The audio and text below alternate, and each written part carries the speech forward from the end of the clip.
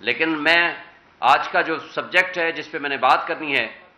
جیسا کہ آپ سارے دوستوں کو علم ہے، ایک متعصب جج ہمایوں دلاور جو کہ فیصلہ سنانے کے پاس لندن بھاگ گیا، جبکہ ماضی میں ہمارے پاس مثالیں مختلف ہیں جب لوگوں کو سزائیں ملا کرتی تھیں تو یا وہ دبئی بھاگ جایا کرتے تھے یا لندن بھاگ جایا کرتے تھے یا سرور پیلس بھاگ جایا کرتے تھے، یا وہ ڈیل کے ذریعے یا بیماری کا بہانہ بنا کے۔ لیکن یہ ایک عجیب حسن اتفاق ہے کہ یہاں جس نے خان کو سزا سنائی اسی دن وہ لندن بھاگ گیا۔ کیا لندن میں خاص بات ہے؟ یہ حسن اتفاق ہو سکتا ہے یا جان بوجھ کے 4 اگست کو چیف جسٹس عامر فاروق صاحب نے ایک طرف فیصلہ دیا کہ وہی جج جو بغیر سنے ہمارے خلاف 2 فیصلے دے چکا ہے، تو ان کو کہتے ہیں کہ آپ دوبارہ فیصلہ کریں، اور ساتھ ہی 4 تاریخ کو یہ چیف جسٹس عامر فاروق صاحب فیصلہ فرماتے ہیں کہ آپ کا حق کے دفاع جو ختم کیا گیا بالکل وہ غیر قانونی ہے، اس پہ ہم نوٹس جاری کرتے ہیں اور اگلے ہفتے ہم ان کا فیصلہ کریں گے کہ آپ کو سنے بغیر آپ کی فہرست گواہان کو خارج کر کے آپ کا حق کے دفاع ختم کر کے یہ قانون اور انصاف کے خلاف فیصلہ ہے، یہ آرٹیکل 4 اور 10A کے بھی خلاف ہے۔ لیکن ساتھ ہی 4 تاریخ کو ہی چیف جسٹس عامر فاروق نے ایک اور جج جو ٹریننگ پہ جا رہے تھے ان کو ہٹا کے صرف فیصلے سے 1 دن پہلے ہمایوں دلاور صاحب جن کو ٹریننگ کی بہرحال زیادہ ضرورت ہے لیکن پاکستان میں ضرورت ہے، ان کو سبسٹیچیوٹ کر دیا اور کہا کہ یہ یو کے میں ٹریننگ پہ جائیں گے۔ یہ الگ بات ہے جو کچھ وہاں مظاہرے ہو رہے ہیں اور جس طرح ان کا استقبال کیا جا رہا ہے، میں سمجھتا ہوں کہ اوورسیز پاکستانیز نے اپنا حق ادا کر دیا، اس لیے کہ اگر ملک میں انصاف نہیں ہوگا، ملک میں ظلم ہوگا، تو میں سمجھتا ہوں کہ وہ جو حضرت علی رضی اللہ تعالیٰ کا قول ہے کہ کفر کے ساتھ تو معاشرہ قائم رہ سکتا ہے لیکن ظلم کے ساتھ معاشرہ قائم نہیں رہ سکتا۔ آج جس انداز میں آپ نے دیکھا کہ عمران خان کے بنیادی حقوق معطل کیے ہوئے ہیں، اور اس سے پہلے کہ میں آج کے حوالے سے بات کروں، ایک بات آپ کو دوبارہ یاد دہانی کراتا جاؤں کہ 12 بجے ہمارے وکلاء کی موجودگی میں ہمایوں دلاور متعصب جج یہ کہتے ہیں کہ میں فیصلہ ریزرو کر رہا ہوں، اور 12:30 بجے آتے ہیں، آ کر کہتے ہیں کہ میں نے 30 سے 35 صفحے کا فیصلہ لکھ کے دستخط کر دیا ہے، ٹائپ بھی کرا دیا ہے۔ مجھے یہ بتا دیں پاکستان میں کوئی ایک سسٹم ایسا دے دیں کہ کوئی شخص 35 صفحے یا 30 صفحے وہ لکھوائے، اس کی کریکشن کرے اور اس کا سٹینو بھی اتنا ایکسپرٹ ہو اور وہ اس کے بعد ٹائپ مکمل ہونے کے بعد سائن ہو جائیں، پھر 12:30 بجے وہ اناؤنسمنٹ ہو۔ اس سے بظاہر سب کچھ نظر آ رہا ہے کہ یا تو ان کو لکھا ہوا فیصلہ ملا یا یہ وقت سے پہلے یہ فیصلہ لکھ چکے تھے، صرف فراڈ کے طور پر صرف انتظار کر رہے تھے کہ آئیں میں ان کو کہوں جی اپنی بحث کریں اور ساتھ ہی لکھا ہوا فیصلہ میں سنا دوں، اور اس کے چند منٹ کے اندر جبکہ وارنٹ آف اریسٹ سائن نہیں ہوئے، یہاں سے فیصلہ سائن نہیں ہوا، زبانی کلامی ایک اناؤنسمنٹ کے اوپر وہاں پنجاب پولیس حرکت میں آتی ہے، زمان پارک پہ حملہ کیا جاتا ہے، دروازے توڑے جاتے ہیں اور اس انداز سے گرفتاری کی جاتی ہے بلکہ کڈنیپ کیا جاتا ہے کہ جیسے کوئی بہت بڑا دہشت گرد کو گرفتار کرنا مقصد ہو۔ اور یہ سب ظلم یہ آپ کے سامنے، پبلک کے سامنے، میڈیا کے سامنے سب کچھ ہوا، جبکہ اس سے پہلے جسٹس اطہر من اللہ صاحب اور سپریم کورٹ اس پہ فیصلے دے چکی ہے کہ آپ نے وارنٹ کی ایگزیکیوشن کس طرح کرنی ہے۔ اور وہ آپ کو یاد ہوگا کہ جب شیریں مزاری کو یہاں سے پنجاب پولیس اٹھا کے لے کے جا رہی تھی، ابھی راستے میں تھے، چیف جسٹس نے یہاں اس کو نہ صرف طلب کیا، ان کے خلاف ایکشن لیا، ان کو ریلیز کرایا، اور وہ سب آپ کے سامنے ہیں۔ لیکن اس سب کچھ کے باوجود جس طرح اس فیصلے کو پینڈنگ رکھا گیا اور اس فیصلے کی جو اس ججمنٹ کو سسپینڈ نہیں کیا، اسلام آباد ہائی کورٹ کے چیف جسٹس کے بینچ نے یہ سب سے بڑا ظلم کیا۔ اس کا مقصد ایک یہ تھا کہ تاکہ جو باقی بیل بیفور اریسٹ جن مقدمات میں خان صاحب ہیں وہ عدم پیروی پہ غیر مؤثر ہو جائیں یا ڈسمس ہو جائیں، تاکہ اگر یہ ججمنٹ سسپینڈ بھی کل کلاں ہو جائے تو اس پہ باقی مقدمات پہ ان کی گرفتاری ڈال دی جائے۔ یہ ظلم، یہ ناانصافی، یہ قانون اور انصاف کا دوہرا معیار یہ خان صاحب کے ساتھ روا رکھا جا رہا ہے۔ سیاسی انتقام کے نتیجے میں، پولیٹیکل وکٹمائزیشن کے نتیجے میں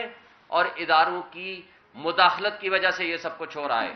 اور افسوس سے یہ کہنا پڑتا ہے کہ ہمارے منصف اس میں استعمال ہو رہے ہیں۔ اور بالآخر ایک دن، پہلے دن، پچھلے منڈے کو، آج 7 دن ہو گئے ہیں، ہمارے صرف ایک وکیل سے ملاقات کی اجازت ملی، اور اس کے بعد 180 سے زائد مقدمات ان کے ہیں۔ کسی ایک وکیل کو ملنے کی اجازت نہیں ہے، وہاں گھر سے کھانا پہنچانے کی اجازت نہیں ہے، وہاں جو ایک عام قیدی کو فیسلٹیز اویلیبل ہیں وہ ان کو نہیں ہیں۔ چھوڑ دیجئے ایک سابق پرائم منسٹر کی کیا فیسلٹیز ان کو مل سکتی ہیں جیل مینول کے مطابق، چھوڑ دیجئے کہ کیا پروسیجر، کیا طریقہ کار ہے۔ اسلام آباد ہائی کورٹ میں ہم پٹیشن فائل کرتے ہیں، اسلام آباد ہائی کورٹ کے چیف جسٹس عامر فاروق صاحب اس پہ نوٹس کرتے ہیں، اور ایک بھونڈا مذاق ہوتا ہے۔ کل وہاں مقدمہ فکس تھا، اس میں آ کر کے گورنمنٹ آف پنجاب کا نمائندہ یہ کہتا ہے کہ جناب ہمارے پاس اڈیالہ جیل میں گنجائش نہیں ہے کہ ہم ایک قیدی کو وہاں ایڈجسٹ کر سکیں۔ کتنا بڑا مذاق اور یہ فراڈ ہے ان کے بہاف پہ، اور کمال ہے ہماری عدلیہ کی،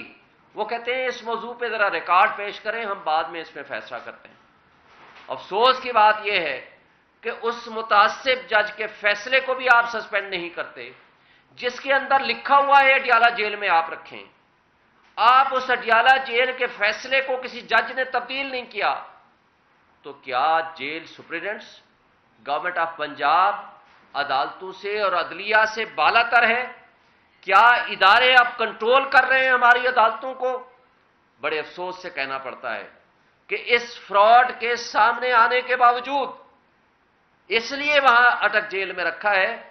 کہ کچھ لوگوں کی خواہشات ہو سکتی ہیں کہ اٹک جیل میں رکھا جائے، اور دوسری بات کہ وہاں کوئی فیسلٹیز دے نہیں سکتے ہیں، وہاں اویلیبل نہیں ہے جو اڈیالہ جیل میں فیسلٹیز مل سکتی ہیں قانون قاعدے کے مطابق۔ اس لیے یہ فیصلہ کیا گیا کہ ان کو اٹک جیل میں رکھا جائے۔ اور کس نے یہ فیصلہ کیا؟ کن مقتدر طبقوں اور حلقوں نے یہ فیصلہ کیا؟ وہ کون لوگ ہیں جو عدلیہ کے فیصلوں سے بالا تر اپنے فیصلے عمل درآمد کرا رہے ہیں؟ اور بڑے افسوس سے کہنا پڑتا ہے آج ہماری آزاد عدلیہ بھی آزاد نہیں رہی۔ آج وہ عدلیہ جس کو آج ٹارچ بیئرر ہونا چاہیے تھا اس ملک میں، جس کے فیصلے بولنے چاہیے تھے کہ قانون اور انصاف کی جو پامالی ہو رہی ہے، قانون اور انصاف کی پامالی کو روک سکتی ہے ہماری عدلیہ، قانون اور انصاف کی بالادستی کے لیے ان کو رول ادا کرنا چاہیے، نہ کہ اداروں کی ڈکٹیشن کے اوپر ہماری آزاد عدلیہ خاموش رہے یا کمپرومائز کر لے۔ تو یہ سب سے بڑا میں سمجھتا ہوں کہ ہمارے ملک کے لیے، ہماری قوم کے لیے اور ہمارے نظام انصاف کے لیے مشکل ترین مرحلہ ہے کہ آج ایک سابق پرائم منسٹر، ایک واحد شخصیت فیڈریشن کی علامت، امت مسلمہ کا سب سے بڑا لیڈر، جہاں پوری دنیا کے لوگ عمران خان کی طرف دیکھتے ہیں، اس کو امید کی نگاہ سے دیکھتے ہیں، اور لوگ، پاکستان کی عوام ان کو ایک امید کی نگاہ سے دیکھتی ہے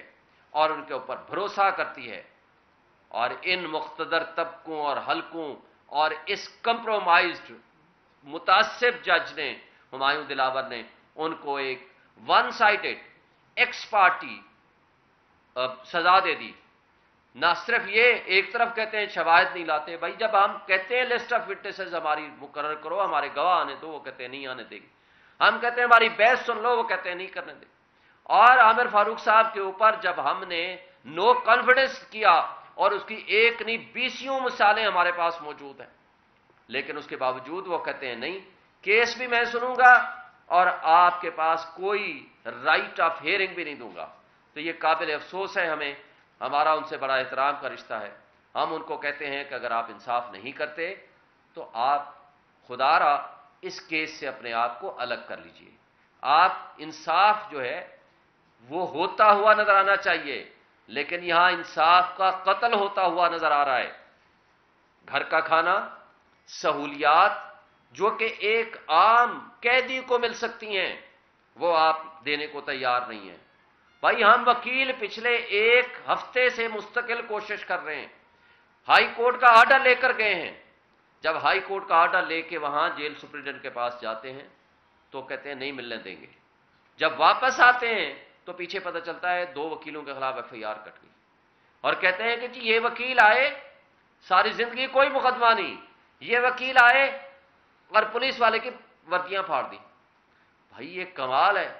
وہاں ہزاروں کی تعداد میں آپ کی پولیس ہے، 2 نہتے وکیل جاتے ہیں اپنے کلائنٹ سے ملنے اور آپ کی پولیس کی وردی پھاڑ دیتے ہیں اور آپ ان کو آرام سے واپس آنے دیتے ہیں۔ اور جو وکیل ہمارا پہلے دن مل کے آیا اس کو ایف آئی اے نے ایک جھوٹی قسم کی نوٹس دے کے انکوائری کے لیے بلایا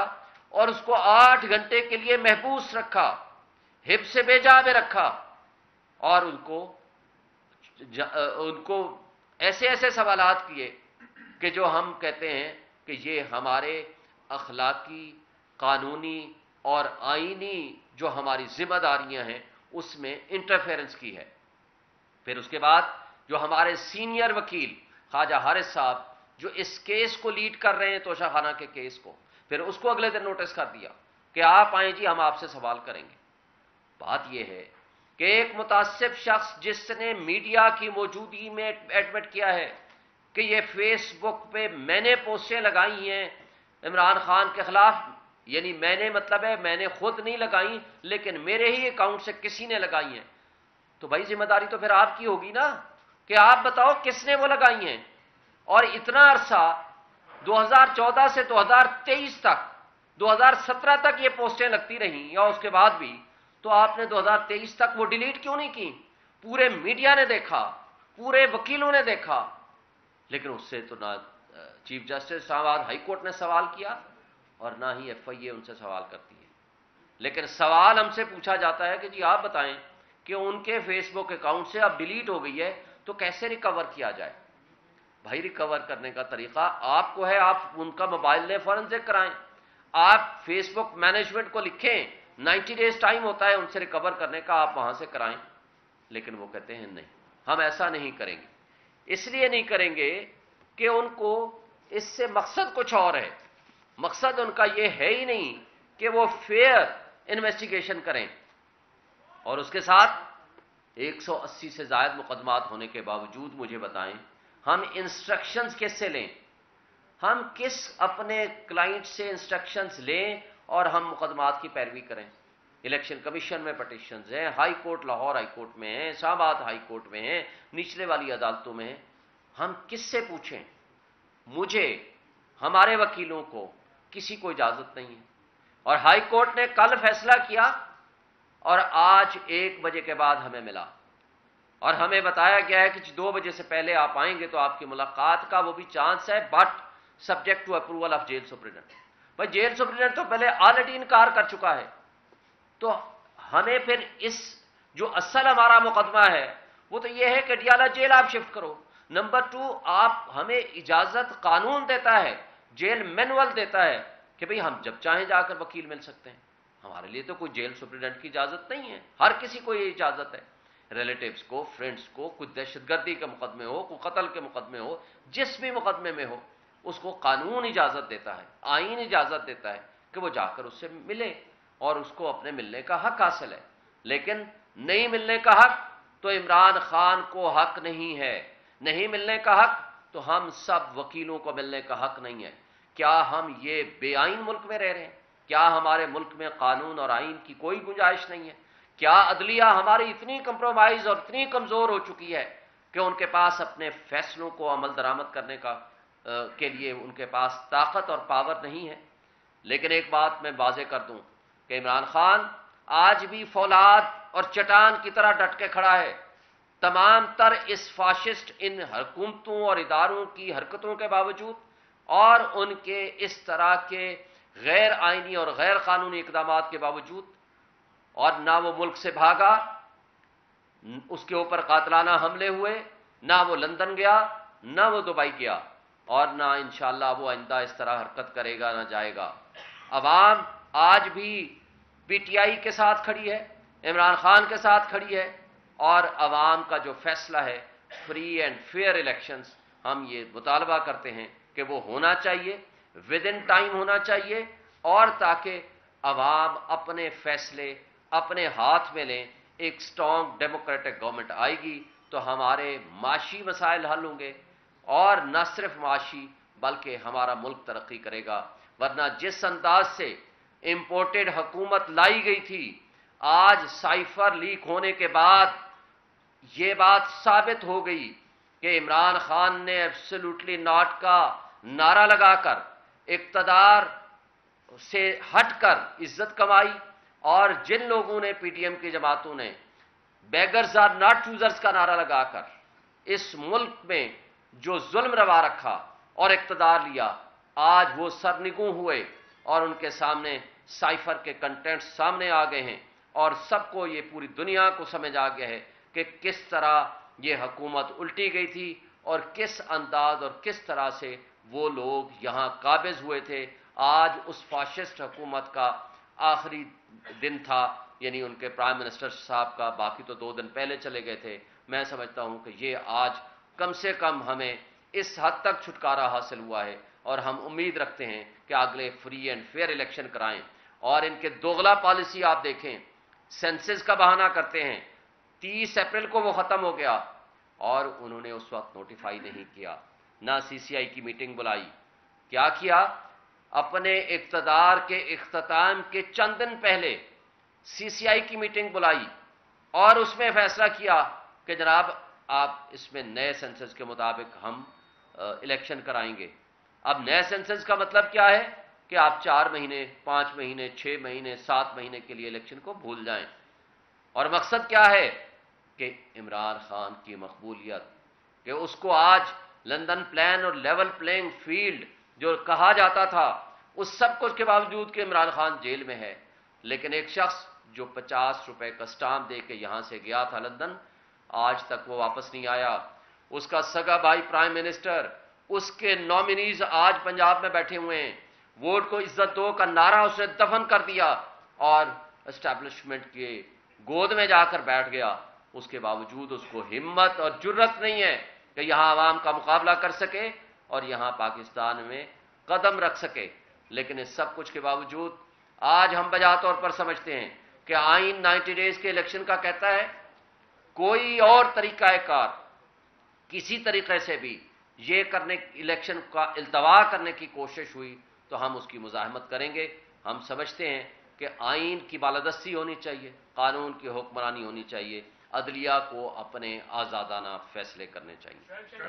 یہ بتا دیں کہ آپ سمجھتے ہیں کہ جس کو آپ امپورٹر گورنمنٹ کہتے تھے اب وہ ختم ہو چکی ہے، تو ایسی صورتحال کے اندر آپ کو جو نئی حکومت آ رہی ہے،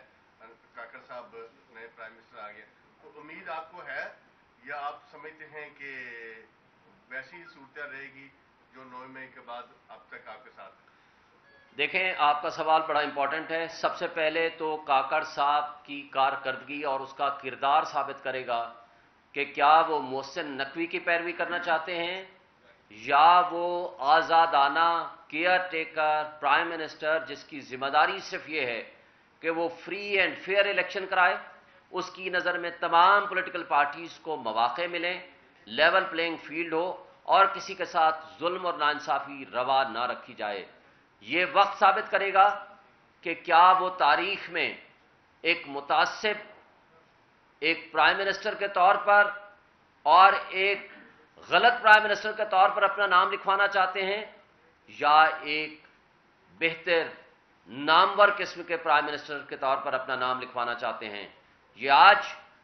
پی ڈی ایم کی جماعتوں کی اشتراک سے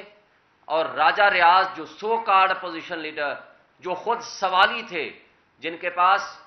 پی ایم ایل این کی ٹکٹ کا وعدہ تھا، وہ بھی اب ان کو پہچانا جاتا ہے یا نہیں کیونکہ ان سے کام لے لیا گیا ہے، یہ الگ بات ہے مستقبل میں کیا ہوتا ہے۔ لہٰذا یہ ان کی چوائس تھی۔ آئین کی روح یہ کہتی ہے، آئین کا تقاضا یہ ہے کہ ٹرو اپوزیشن سے آپ مشاورت کریں گے تاکہ فری اینڈ فیئر الیکشنز کے لیے ایسی شخصیت آئے جس کے اوپر اپوزیشن اور اقتدار میں رہنے والے لوگ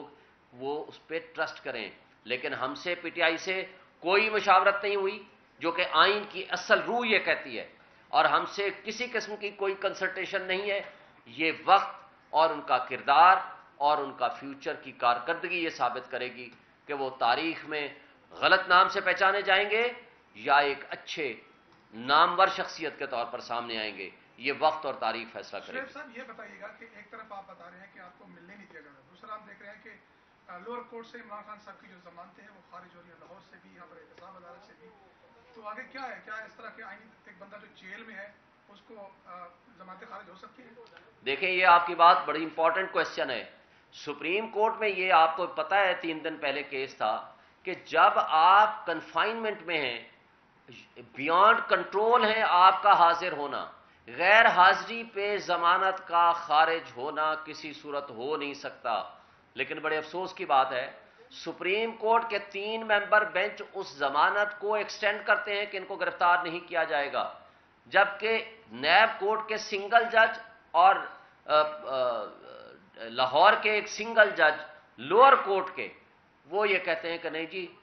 خان صاحب پیش نہیں ہوئے اس لیے ہم عدم پیروی پہ خارج کرتے ہیں۔ عدم پیروی پہ خارج اس لیے نہیں ہو سکتا کہ ان کو بتایا گیا، ان کو آرڈر دکھایا گیا کہ وہ جیل میں ہیں اور وہ جیل میں زبردستی لے جائے گئے ہیں، کو خوشی سے تو ہم نہیں کہہ رہے۔ اور یہ بھی آپ دیکھیں کہ اگر پہلے دن یا دوسرے دن یا تیسرے دن وہ ججمنٹ جو کہ فیلڈ میں رہ ہی نہیں سکتی، خود چیف جسٹس اسلام آباد ہائی کورٹ نے کئی آبزرویشن دیے ہیں کہ یہ ارریگولر انلیگل یہ فیصلہ ہے آن دی فیس آف اٹ۔ اگر وہ پہلے دن یا دوسرے دن یا تیسرے دن سسپینڈ ہو جاتا تو ہم یہ باقی مقدمات ہمارے بچ جاتے۔ تو یہ قابل افسوس ہے، میں نے اس لیے کہا کہ ہمارا نظام انصاف اور نظام قانون کمپرومائزڈ ہے، اس لیے اس طرح کے معاملات چل رہے ہیں۔ جی سر، کور thank you thank you sir.